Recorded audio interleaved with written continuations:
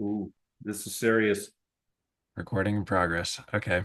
Um, so I have 15 questions prepared, ranging in order from leadership, management, decision making, customer and business strategy, and development. Okay. So to start with leadership and vision, what inspired you to start a catering business or take on a leadership role in the catering business? I think I've always had leadership qualities, and I started with them when I was in culinary school. I took a job with a small restaurant that was pretty cutting edge at the time, first open kitchen in the Providence area, and kind of had a leadership role already because I was older when I was in culinary school than most of the kids that were there because I was 25 when I started. So moving into the position in the kitchen afforded me an opportunity to just continue what I'd already been working on, and it just kind of went from there. So when I moved here, I had already had jobs in leadership roles, sous chef positions, and taking over my own business was definitely. I would always say I did it sooner than I should have because I should have made more mistakes on other people's dime, but I did not. But you force yourself into a position where you've got to make all the decisions and you're only responsible to yourself and the customers, and it just kind of blossomed from there. Okay, well, that's a good segue into the next question. You know, seeing from that standpoint, how did you define your leadership style and how did it evolve over time? I think every good leader learns from the mistakes of the people that came before him or the people that trained him or her, and so that was always pretty important. I tend to be fairly loose. I believe that any employee has to get a certain amount of work done, and they can do it within the relatively within the confines of their own time, their own space. And if you give people the opportunity to excel, then hopefully they will, and they prove themselves to be not only good employees but potentially good leaders. And they don't always have to be leaders; they can be followers, But I think leadership is best at times when you allow people to succeed on their own. You just keep on giving them, the power to do that. I agree. And so, what is your vision of the future for your catering business or just catering businesses in general? Well, I think all catering businesses are struggling right now. We get lumped into the food service and hospitality industry bucket, but we're very unique. And COVID was a perfect example of what is different about our business model than other business models. And it really doesn't make a difference what type of catering you're in. But if your job is, or your business is built around lots of people in an enclosed space, and COVID comes in and says, we're going to make that impossible or very difficult. Unlike restaurants, we didn't open up at the same pace they did. It took probably an extra year for us to really be able to get back to some sense of normalcy. So right now there are changes going on both in government and economics and disease, et cetera, shortages, avian flu that are impactful. We do not respond in the same sense that a restaurant, a more nimble organization might, just because of the complex nature of how we book our events far out. So, for instance, today the price of eggs may be 70 cents an egg. I may have given somebody a price on something 6 months ago when the price was 35 cents an egg. And, so all of a sudden my food cost just doubled. How do I, respond to that? It's hard to do that when you're writing a contract and you're contract says this is the price that we're going to charge. So ultimately, it's a bleak outlook, or Well, I don't know if it's a bleak outlook. I think that, we continue to be busy and caterers in general continue to be busy because there's business out there, but there are going to be changes in the corporate world. There are going to be changes in the social side of things based on what people can afford or not afford. Catering in most regards is a luxury item. And the first thing that people do when their pocketbooks tighten up is they lose luxury items or they reduce what they're spending on luxury items. fair point. And so, going off from that, how do you build and kind of motivate your team in that industry? Well, you just keep, you're always out to try and do your best. The more times you are successful at what you do, the more faith your customer base has in the product that you're producing and selling.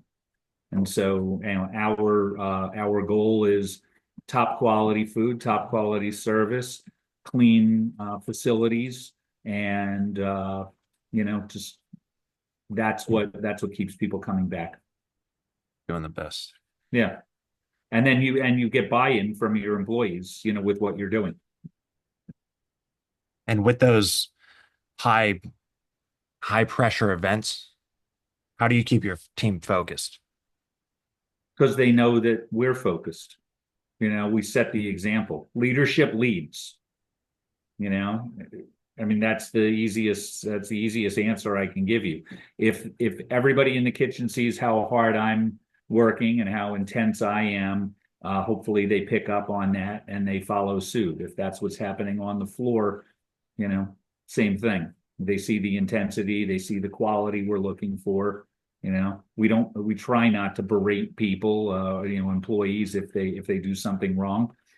People have to learn from their mistakes, and as long as it's not something that is catastrophic, then you just, you use every error as a building block, and use all your successes as really big stepping stones. Okay, and you were talking about the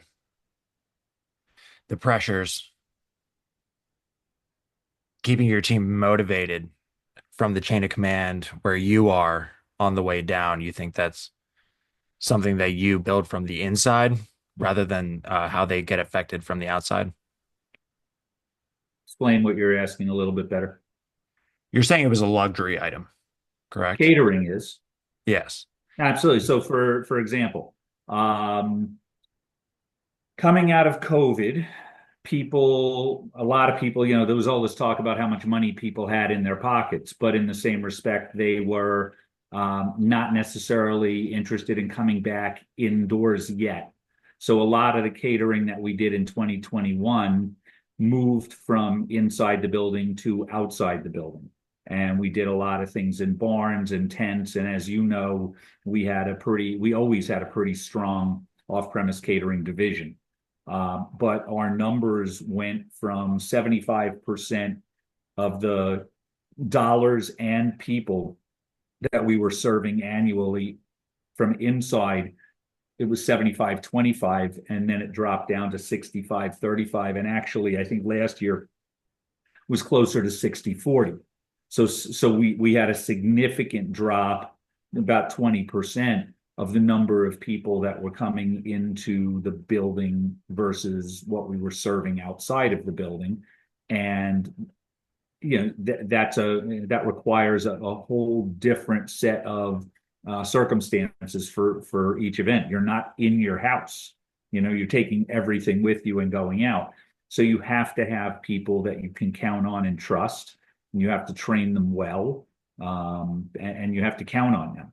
And so business becomes, gets to the point where you really have to count on people to be able to lead in those situations. You have to be able to train them. You have to keep your fingers crossed and hope that the instructions that you've given and the ability to think on their feet is something that, they're able to do. And if they're not, then you're not able to sell as much, right? Well, that's true. And so that's a great into my next question about fostering creativity within the team. Is that the question? But I mean, how, Are we how do you so foster we're, creativity and so we're innovation? not necessarily fostering creativity as much as we're fostering the ability to make a decision. And I think that's really important. Bad leaders don't allow people to make decisions. Good leaders allow for decisions to be made. And in the event that somebody makes a bad decision, and this is something I learned a long, long time ago, there are no bad decisions. There are better decisions. I mean, there are bad decisions. Don't make a left and turn off a cliff. That's a bad decision, right? But if you're in a situation as an employee in a leadership role, or even just as an employee dealing with a customer, uh, in a minute, um, you make a decision, and later on, whether it was right or wrong, we can talk about how that decision, went over. Did it drop like a lead balloon, or did it float? Did you resolve the problem amicably with the customer? And when somebody makes, if somebody makes a decision and it's not the best decision in the moment, and you berate them for it, they're less likely to make a decision the next time that they have that opportunity, or something, the opportunity presents itself.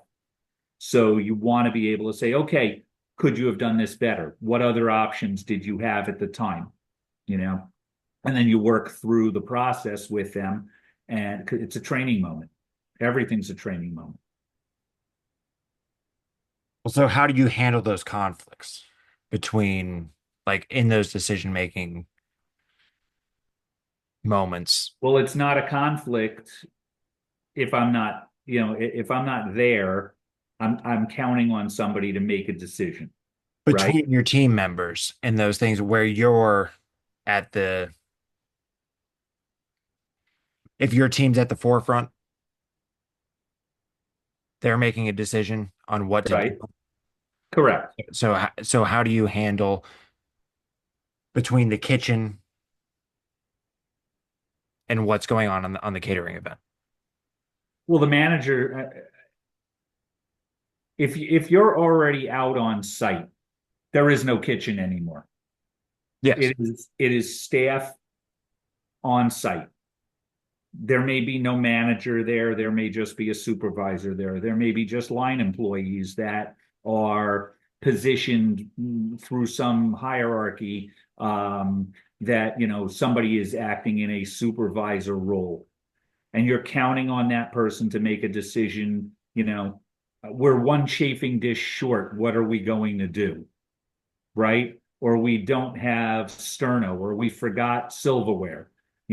Those are things that, happen, right? How do you handle that? They may call back and say, hey, I'm 10 minutes away and I just realized I'm a chafing dish short, and I can, get in the car and I can run a chafing dish out, or they can drive back. But if they're 45 minutes or an hour away and I don't have anything else going out to that site, then you got to figure it out on the go, and you got to trust that they're going to make a good decision, not one that says we're not going to serve that food, but one that says, well, I guess I'm just going to have to put this dish out at the very last minute and do my best to keep it warm, and say, oops, I forgot a chafing dish. It's going to probably come back on an evaluation or something, but and that doesn't necessarily mean that that's their fault, right? If somebody did a load for that job and misread the contract and thought they only needed to send 4 chafing dishes, and no and sterno for 4 chafing dishes, and they needed 5 and sterno for 5, they didn't do the load. They should have checked the load. Okay, so there's a learning opportunity. Did you check your load? No, I didn't check my load. I just stuck it in the van. Okay, whose fault is it that you're in this situation? It's right. Well, that's something I want to ask. Do you have a time when the catering event didn't go as planned and how you handled it? Well, there's, do I have a specific time? Not recently. I mean, for the most part, Something that just fortunately, pops in your head. we're really, really good at what we do. And our team is very small, so we are able to respond pretty quickly. I think more, imp I'll give you a perfect example of when things don't go right. You remember Well, when even when they go right. you Yeah. remember when we went up to my buddy Paul's place after the hurricane, and that the whole place was mud and the chairs were stuck in the okay. I Yep. didn't have that's an example of me telling the customer that he needed to have plan B and be prepared for it, and he refused to listen to me at that point in time. I told his wife, and she's like, I know he's being very stubborn, blah, blah, blah. And then sure enough, in comes the storm the night before and drowns the property. And, we end up in this situation where, the place is a mud fest. And he was the one who had to respond day of. And he did to the best of his ability, but, you know, he wasn't willing to think it through with me and game out the the potential for inclement weather to really rain on his parade. So I'm not going to go and say, ha ha ha, told you so, but I'm saying, okay, here's the situation. What are we going to do to fix this? I can't work in the situation, that I currently have. We need to fix this. And so, we were on site and we were able to do that. But there are things that go wrong. We burn something, we leave something in an oven too long, we send somebody out and there is no electricity. And we were expecting there to be electricity, and we have food that needs to be heated up, or lights that need to be on for certain things. And those are just things that happen in the moment. Some are in your control, some are out of your control. I mean, and your goal is always, in our situation, to know that there are mistakes and fix them and make sure that the customer has no idea that those mistakes or errors on our behalf ever happened. Well, so, I mean, that's would you say like that's one of your strong suits in maintaining a strategy of maintaining client businesses, like maintaining strong client relationships? Yeah, the client sees the end product. The client doesn't see the process. And so if if there are things that require an explanation of the process, then we give that. This is why we're telling you that we're selling you something based on our ability to provide you the highest quality of product and service, right?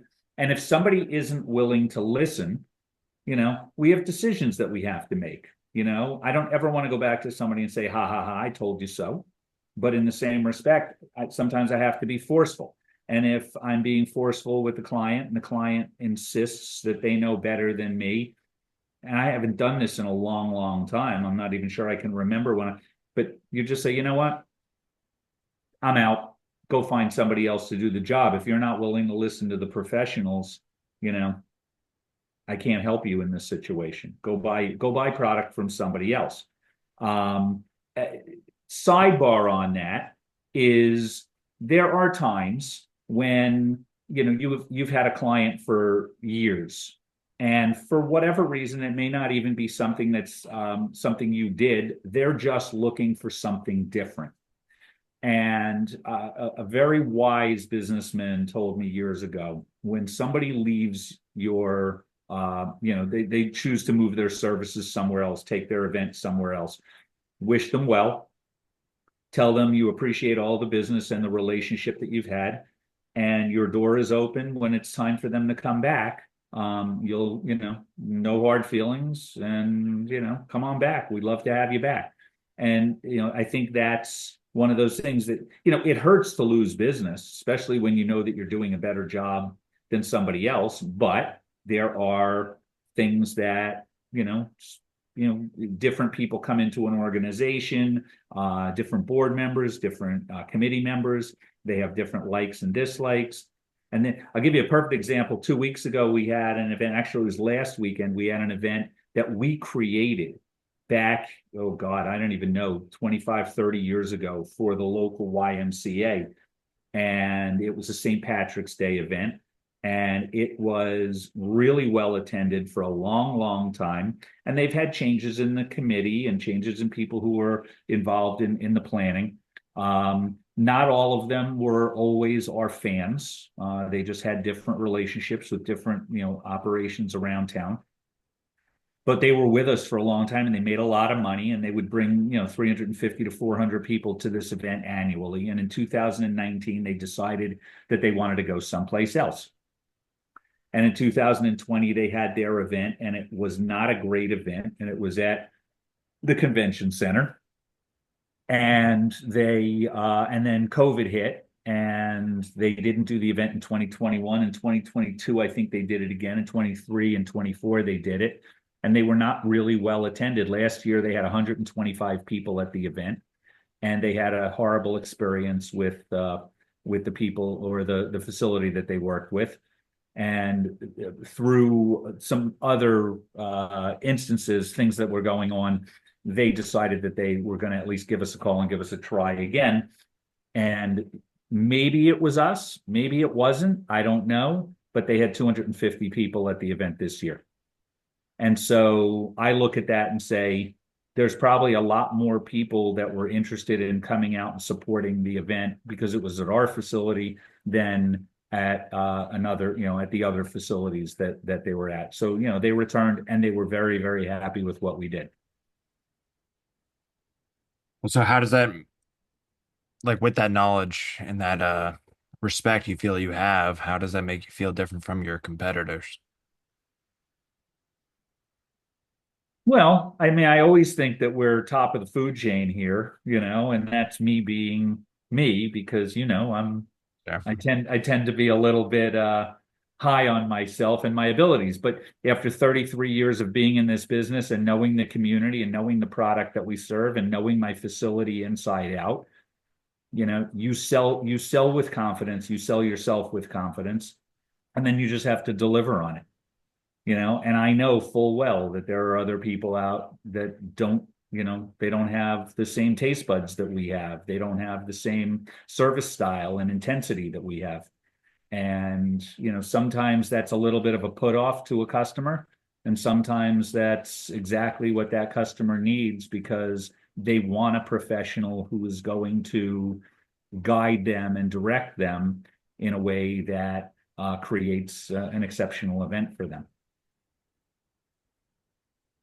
And then so they have the respect for us, and that's what we've really built. Yeah, that's how you feel you've secured business. Absolutely. Yeah. Uh, Very well put. All right, last few questions here. What leadership skills do you feel like you've developed personally from working in the industry? I think I have a very cool head. And I think that's probably the most important thing about who I am and how I am as a leader.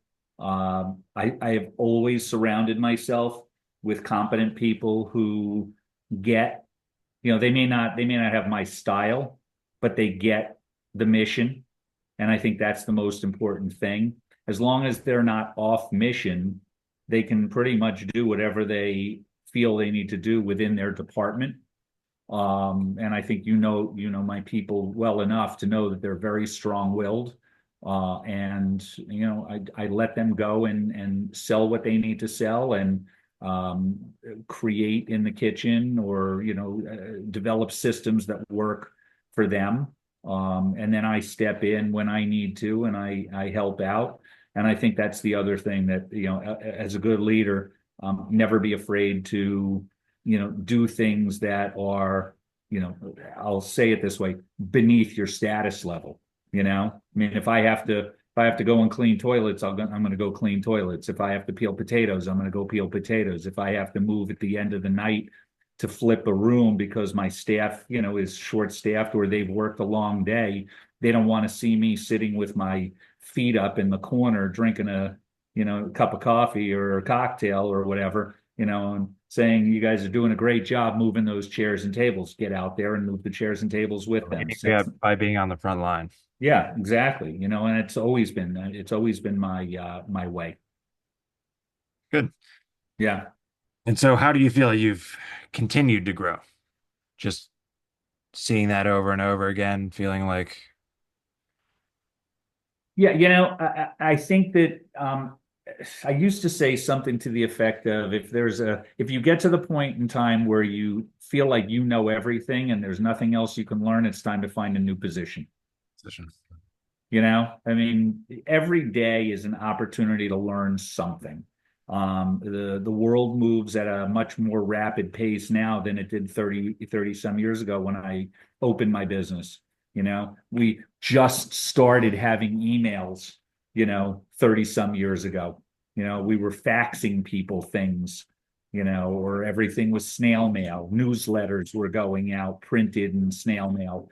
And now all of a sudden, I can write your contract right now. I can type it up and I can email it to you, within an hour. And, you're back to me with confirmation and we're ready to go, So you grow with, the environment that is presented.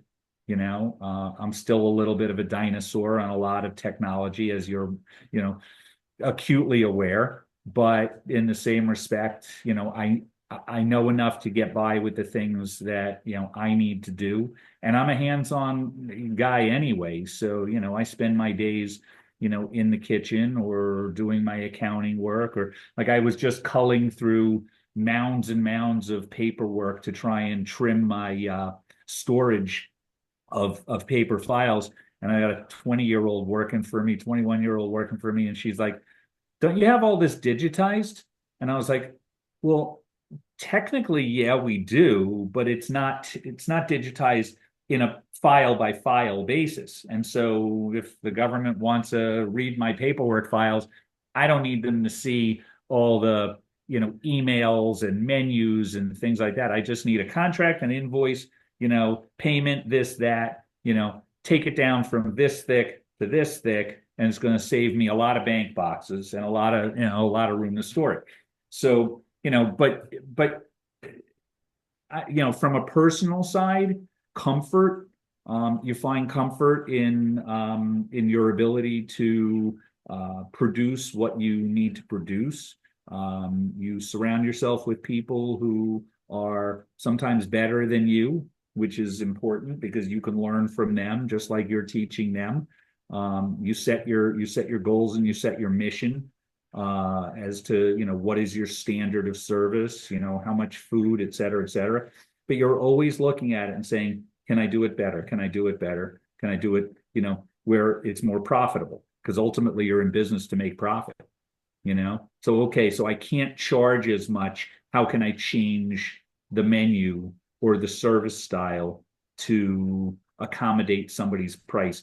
It may be something that my sales team has created. It's kind of a monster, or it may actually be the way that it is. I don't know, but if somebody calls and says, I have $20 to spend, and I'm like, well, I've got a menu that's $25, you know, they may say, oh, I'm just going to take my business elsewhere. Or I may say, how do I make it? How can I get you to $21? And what are you willing to forfeit to be at that price? Because you're still going to get, the beauty of the building and the facility and the quality of the service, but if you want us, you have to be able to you can't set the price. Nobody walks into a restaurant. And I always think this is interesting. Nobody walks into a restaurant and says, I see you have a filet mignon on the menu at $72. I'd like that filet mignon, but I only want to pay 55. Right? That doesn't happen. But people come to the catering hall here and they say, I have $35 to spend. That's all I've got. And I'm like, okay, well, I've got a menu that I can put you into that's going to be right at 35 or 37 or $38. Do you have any wiggle room? Right. And that's part of what the growth is. You've got to be able to educate the customer without them knowing that they're being educated, and, not talk down to them, but talk things through with them. Yeah, Right. And make them, sometimes, you want to make somebody think it was their idea. absolutely. Yeah. So, so those are, I mean, it's God, every day is, it's another learning experience. Like I said, don't stop learning. The day you stop learning, you're probably under the grass, not over the grass. And I like being over the grass. Would you say that's your best advice you could give to an aspiring business leader? I think my best advice is you gotta research whatever it is that you want to do. You've got to put pen to paper, and you've got to know that you're going to make a lot of mistakes. So honestly, my best advice to anybody is to make as many mistakes on somebody else's dime as you possibly can.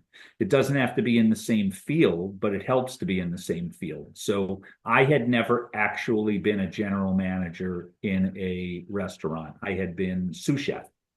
So I wasn't even the executive chef. I had the experience, but I had never done P&Ls. I had never done, balance sheets. I really, I had a modest accounting background, but nothing really significant. I knew how to cook. I knew how to lead people. I knew how to create menus, cost things out. But I would say over the first 5 years of my business, I made a lot of mistakes that cost me a lot of money. And, would have been great if I had somebody else's money to make those mistakes on instead of mine. So, and you and I have had these conversations before. I've had them with, numerous people. It's great to have a vision or a goal or an idea, but until you actually have the ability to test your metal, in somebody else's domain, you really don't know. And if you have a good teacher, that's great. You can make mistakes on somebody else's dime if they're good at allowing you to try and make mistakes, and grow from those mistakes. Eventually, either you're going to get a position higher up with them, which is what you want, or you want to go out on your own, and you can, you know. But the more mistakes you make on your own dime, the more money out of your pocket it is. So That's it. yeah, Thank yeah. you very much. Well, that's it. Appreciate your time. Okay. Thank you. Thank you, Doug. All right. We'll see you soon. All right.